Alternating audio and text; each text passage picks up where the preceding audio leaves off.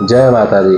कृष्णाय वासुदेवाय हरये परमात्मने प्रणत क्लेशनाशाय गोविंदाय नमो नमः। आजकल लड्डू गोपाल जी का एक परंपरा बन गया है कि हर व्यक्ति जो है अपने घर में ला करके रखना चाहता है लड्डू गोपाल जी को। हर व्यक्ति अपने घर में रखने के बावजूद जहाँ भी जाते हैं लोग उनको अपने हाथों में एक डालिया बना करके और जहाँ भी जाते हैं उनको घुमाते रहते हैं खिलौने की तरह। कृष्णात् परम किमपि तत्त्वमहं न जाने। श्रीमद् भागवत में ऐसा उल्लेख आया है दोस्तों कि भगवान कृष्ण साक्षात लड्डू गोपाल के रूप में माने जाते हैं। और आप लड्डू गोपाल जी को लाते तो हैं घर में, लेकिन किस दिशा में रखने से फायदा होता है और किस दिशा में घर में रखना होता है और उनको नियमित रूप से किस प्रकार किस विधि से पूजा करना आपके लिए फलदायी साबित होता है। आइए सर्वप्रथम बताते हैं कि कौन से महीने में घर के लड्डू गोपाल जी को अपने घर में लाना चाहिए और किस महीने में उनको आप ला करके घर में स्थापित किस दिशा में करने से आपके घर के सभी प्रकार की मनोकामनाएं आपका पूर्ण होगा। भगवान कृष्ण को श्रीमद् भागवत में कहा गया है लड्डू गोपाल के स्वरूप में साक्षात भगवान श्री कृष्ण हैं।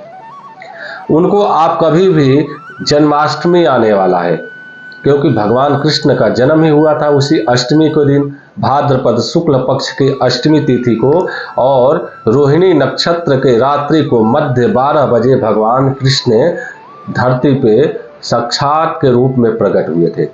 आप भाद्रपद में आप कृष्ण पक्ष या शुक्ल पक्ष में भाद्रपद के महीने में लड्डू गोपाल जी को अपने घर में लाके स्थापित करना आपके लिए काफी महत्वपूर्ण समय होगा। इसके साथ साथ घर में, अपने दुकान में, अपने फैक्ट्री में उस स्थान पे आप लड्डू गोपाल जी को रखें जहां आप उनका नियमित रूप से एक बच्चे के स्वरूप में भगवान की मूर्तियों के रूप में बच्चे के स्वरूप में उनके अंदर भगवान समझ करके आप उनका नियमित रूप से नियम करके पूजा करें।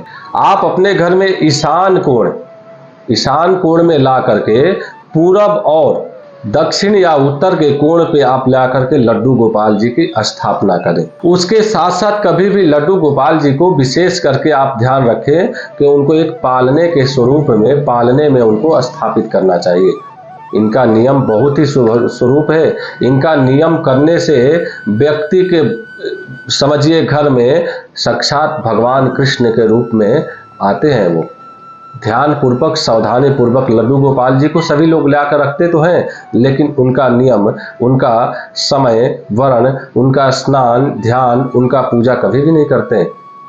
एक शौक और देखा देखी के रूप में लड्डू गोपाल जी को घर में लाते हैं लोग, लेकिन बिस्किट चढ़ा देते हैं भोग के रूप में, उनको चॉकलेट चढ़ा देते हैं। अरे वो बच्चे थोड़ी हैं। भगवान एक लड्डू गोपाल के स्वरूप में, भगवान के स्वरूप में उनको बच्चे के रूप में आप भगवान मानिए ना उनको। वो बिस्किट का भोग लगता है, उनका चॉकलेट का भोग लगता है।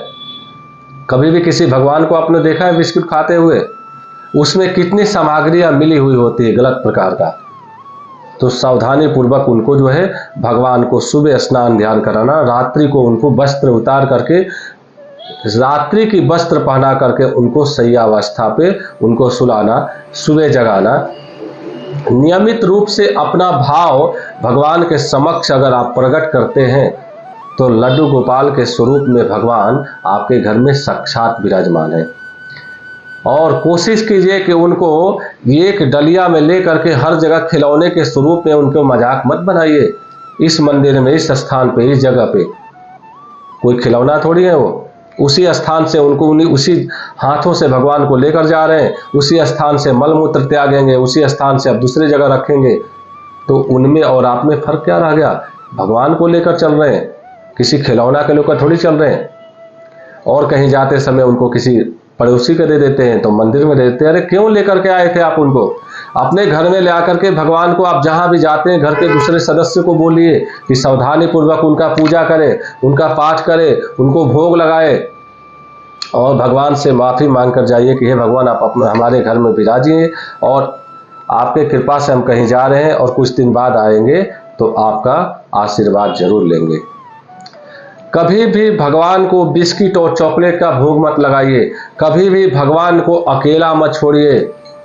आप जो भी घर में खाते हैं शुद्ध सात्विक उनको भोग लगाइए, उनको जगाइए, उनको सुलाइए और इस प्रकार से उनको नित्य प्रतिरोज 5 प्रकार से दूध दही घी 5 प्रकार से उनको स्नान कराइए और उनके चरणामृत आप पान कीजिए और उसके साथ अपने घर में भी थोड़ा छींटा मारिए।